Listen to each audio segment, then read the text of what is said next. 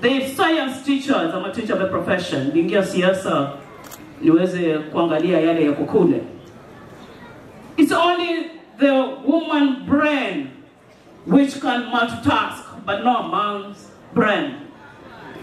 Oh yes, only the woman brain can multitask, but not the man's brain. A man's brain can only do one thing at a time.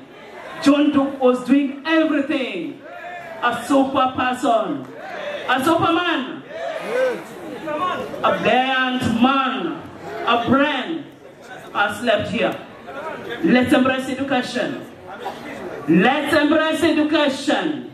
Hebona yale John alikuwa anafanya.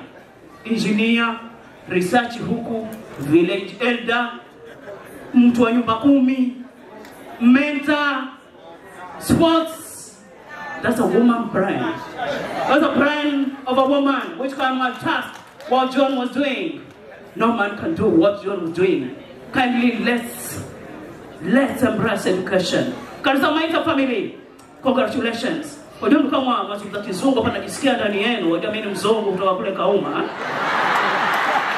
I was feeling so good. The accent is from Sydney. The guys, the boys, you know, Ule, Mgogo, Mdogo, Junior. You know, I was feeling so good. Education. Education first in Kilifi. Education first in Kenya. Mawaziri mko hapa. Wabunge mko hapa. Governor Mngaro, pole. Wewe umefidiwa mara mbili. John amelala. Tumeacha mazishi ya baba kule Dabaso, tumekuja hapa. Najua tumekuweka. Wageni wote tumewaacha pale. Leo ni Jumamosi kuja kumpa pole. But he's here because he's a family member. Wakilifi, elimu kwanza. Yani hapa kumelala elimu, kama tunaweza kuigawanya, ile talanta ilikuwa ndani yake, haitatosha pandani.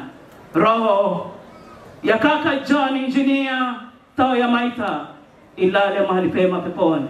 Familia asante. Rest in peace, Engineer John, kizungu yani masema.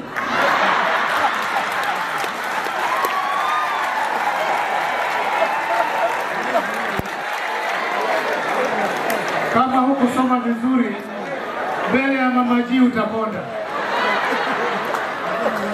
Lakini tumevizoea.